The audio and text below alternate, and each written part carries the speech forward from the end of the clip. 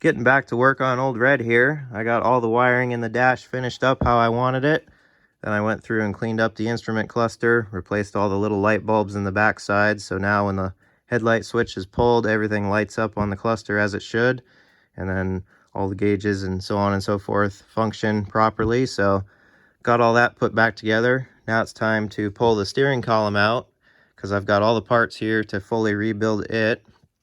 So as you can see, I've already got my red cover taken off. One bolt's already out of the column there. Now I got this horn button unscrewed from the wheel. Gonna go ahead and pull the steering wheel off so it's easier to deal with the column without that being on. And then we'll get her over to the bench and start going through it.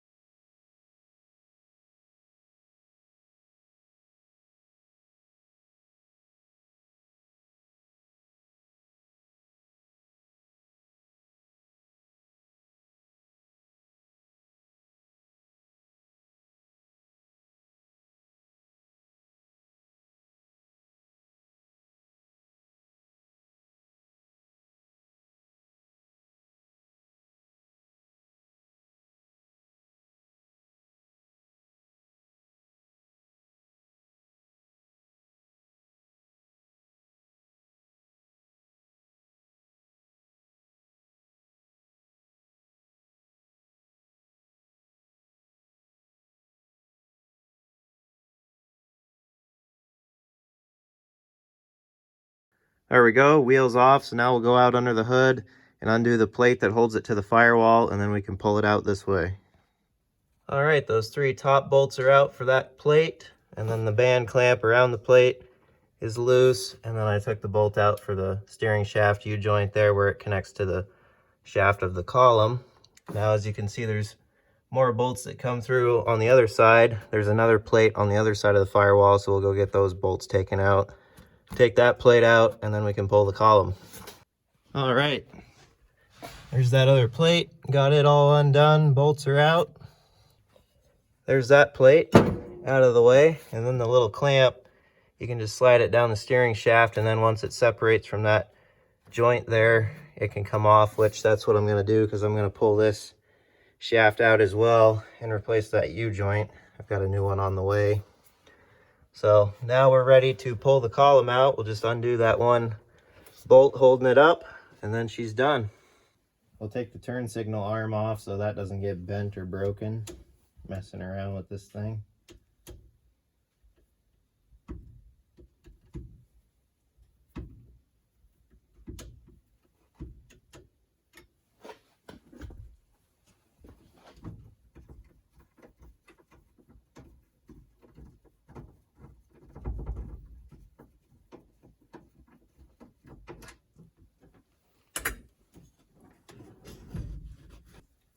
Got the column unplugged, so now we're good to pull it out completely. Gonna fish it around this firewall insulation thing here so we don't screw that up.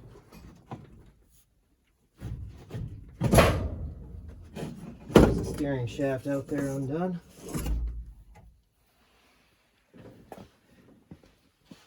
Here she is on the bench, ready to be all torn down now.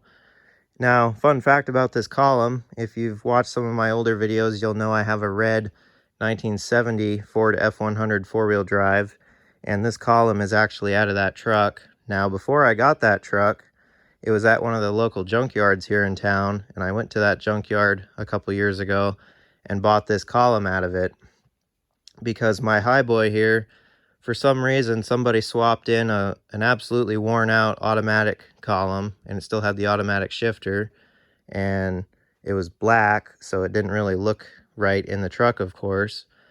So I had spent some time looking around trying to find a color match red column for this thing, and I spotted this red F100 in the junkyard and ended up pulling this out and buying it. Well, like a year later, I decided, well, I better get the rest of the truck because it's an F100 four-wheel drive. you don't really see them as much. So that's the truck I've got sitting out back, and this is the column out of it. Anyways, she's ready to be torn apart. If you listen,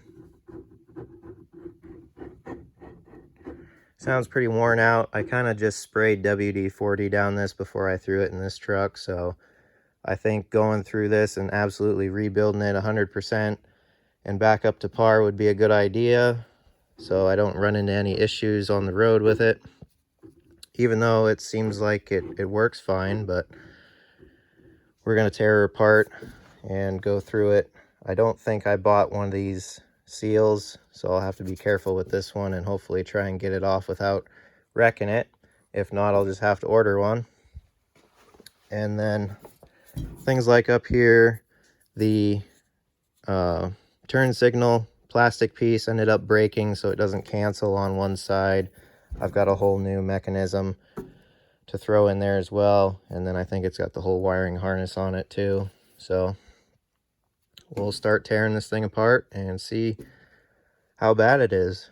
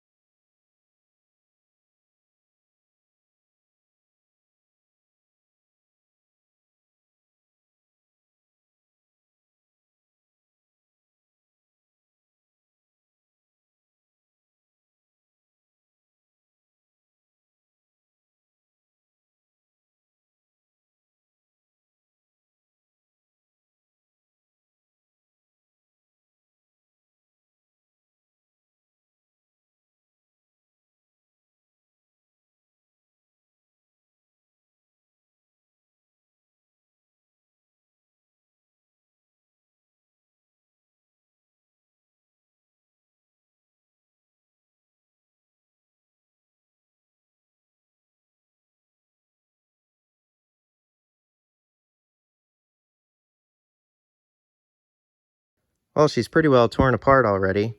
We got the actual steering shaft out, and then down here at the bottom is the little bearing. It's pretty well worn out, but it does do its thing. It's pretty dry though. And then this clamp, you just undo that, take it off, and then your bearing should slide down. I think that's how it works, because I don't know, maybe it comes from the top down, I don't know. Need to figure it out. And then this clamp is also for your adjustment of the steering shaft in the tube. To tighten everything up, you change the position of it and then lock it down. And then up here, we've got the little cone. I think I got a new one of those. And these square head bolts, they sit into these slots on this collar to keep them from turning. Well, what happened is I had it tipped up, undoing those nuts, and I thought that's what was gonna undo everything, but the two little Phillips screws actually made this cover come undone from the collar and then slide down. And then I was able to get back here and hold those bolts in so they'd quit turning on me. And then everything came apart.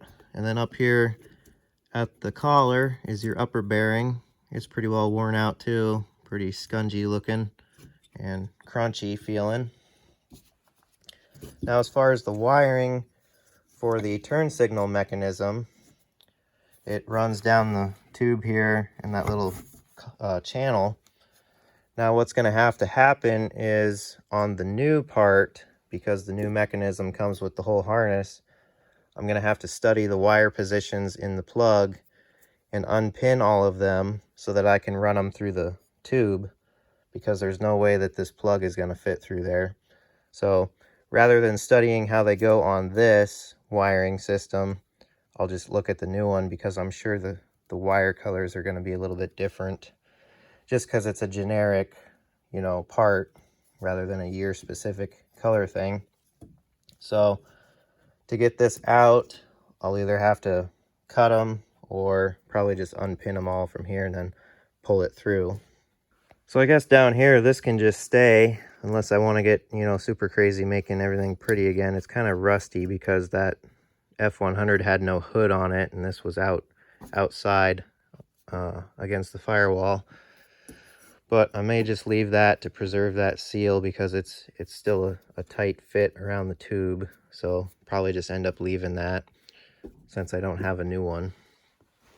And then I'll start going through, getting everything cleaned up, go grab the new parts out of the box, and we'll lay everything out and start rebuilding this.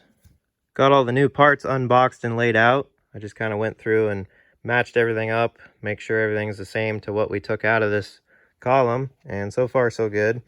However, on the lower bearing, it looks like it's got this rubber cover that fits over it. Other than that, the bearing seems to be the right size and inside diameter to replace it, but I didn't get the rubber cover to go over it. Either they don't offer it or I'm just stupid and didn't order it. So hopefully I can save that one and throw it over this bearing, because it's obviously there for a reason. It's probably just a water seal, but I don't know. So other than that little detail, everything seems good. Our upper bearing is the same. Of course, I bought a new spring to replace that one, because, you know, springs lose tension over time. And then here's the little cam piece that goes in the back of the steering wheel to cancel your blinkers. Probably didn't need it, but I got it anyway. And then I got a new cone for up top, which the old one's not plastic like this new one is, and I'll have to compare the two and see which one I like more. Probably gonna go with the original, because I don't really trust that thing. So we'll see when we get there. And then I bought new bolts for the heck of it. Probably didn't need those, but why not? And then the turn signal mechanism, looking at the paper in here, it's kind of a generic one, kind of like I thought. So they don't give you the Ford specific plug-in end to pin these into.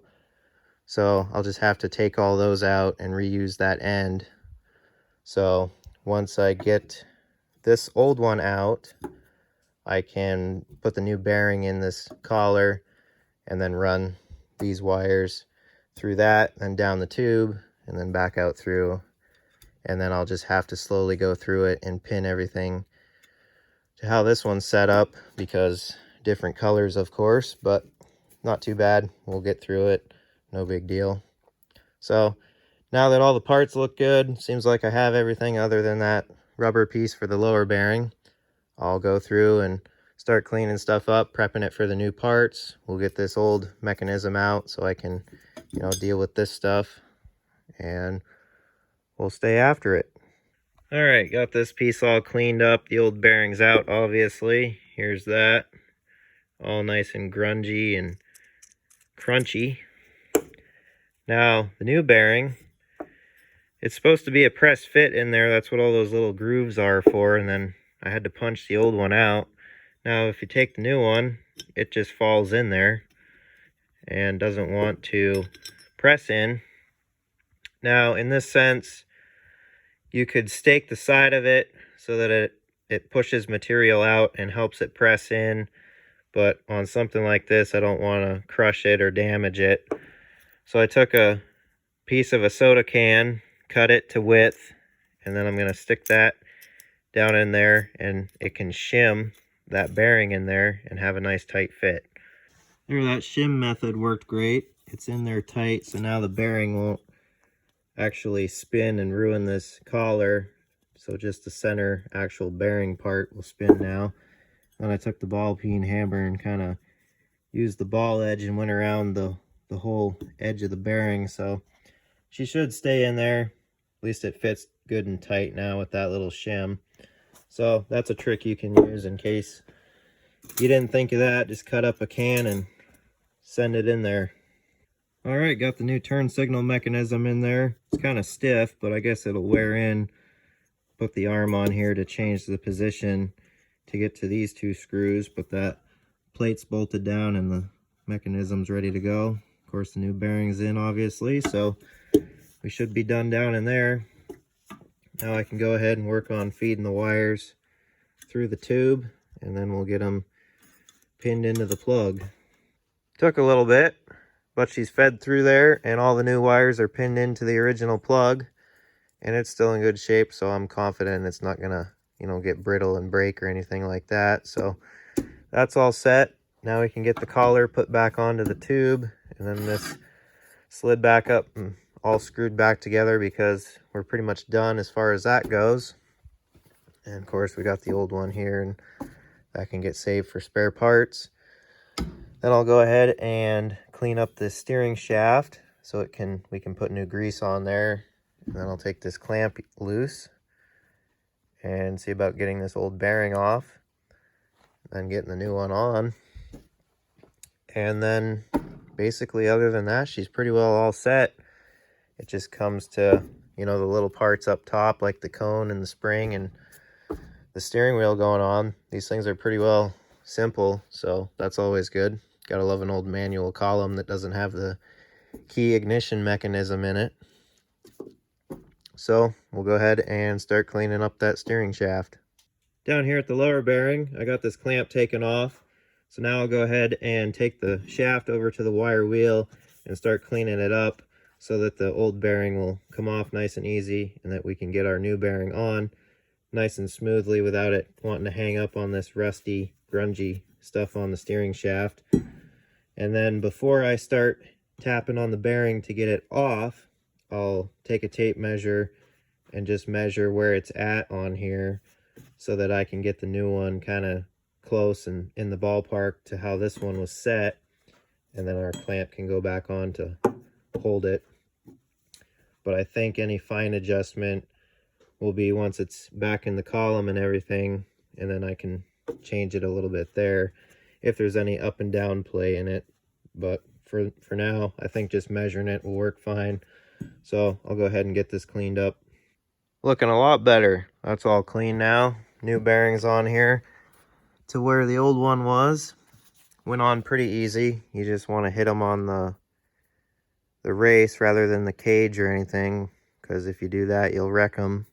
But it went on pretty easy and definitely feels nice and smooth compared to the old one. So that ought to be way better. So now we'll get this clamp on there and probably leave it loose until I get this shaft back into the tube of the column, and then we can tighten up the top and make sure it's not going to have any play. So get a few things cleaned up here and we'll start reassembling this thing.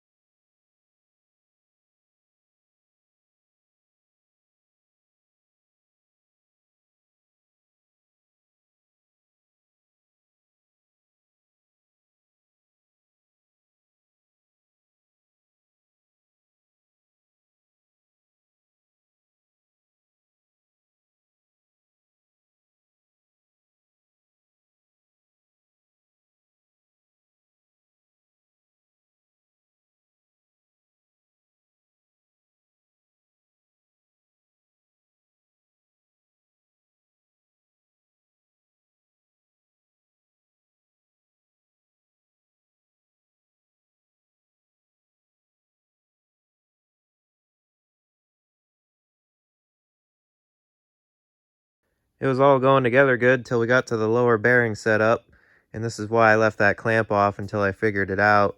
Turns out I was wrong about that rubber piece and not needing it with the new bearing. It's not technically a seal. If we look here, there's the new bearing, and this little cup in here in the end of the tube, if you see that new bearing just flops all around.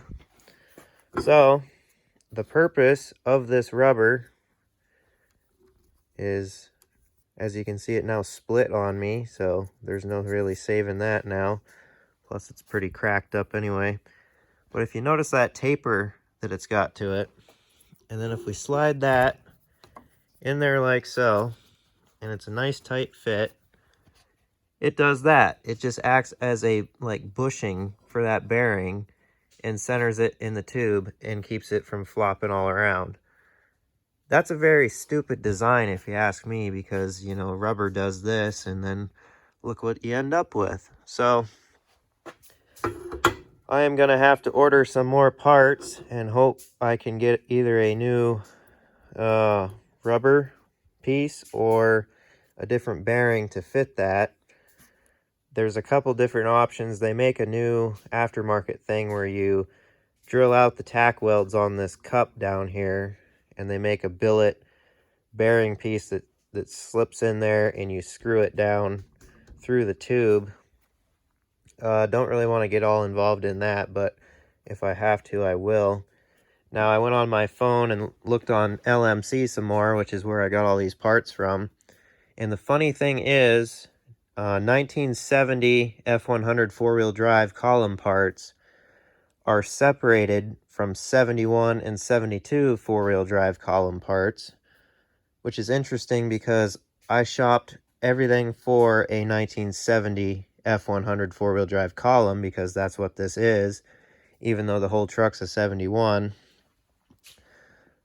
Another interesting thing, going into the 71, 72 column parts for four-wheel drives, they list a totally different lower bearing. So either at some point in 1970, they changed the design, and that's what explains this whole setup, or I'm not sure, because in the 70 part list, they don't list a rubber piece. So that's kind of weird. So I'll probably just go ahead and order the $10 bearing that's listed under 71 and 2 for the lower, and hope that shows up. And also, while I'm at it, I'll get one of these rubber boots as well and just go ahead and replace that one so we don't have to worry about it. But unfortunately, that's going to shut this project down until those parts get here. But other than that, holding me up, everything else went great. The column is going together, so that's good. Happy with the turnout. Up there, got all the wiring done, of course. So I guess now we gotta solve this issue. Well, that's kind of a bummer. I guess we're pretty well dead in the water till I get more parts on the way to figure out that lower bearing issue we ran into. But no big deal. We got most of the column done and figured out, so can't complain there. At least this gives me a chance to order a new rubber boot for this. Then I can, you know, get the whole thing done right. Then I'm not worrying about trying to reuse this piece either. And, you know, it'll probably end up failing pretty soon anyway, so we'll get her done up right. I'm waiting for the steering shaft U-joint anyway, so even if I finish this up and got it in the truck, it wouldn't be totally done anyway, so we'll just have to split this video up, make it a two-part series of the column rebuild, which, no big deal. We'll get this half uploaded. You guys can watch this, and then when I get more parts, we'll continue on. So anyways, hope you guys enjoyed. Thanks for watching. And until I get more parts and can keep going, I'll see you guys later.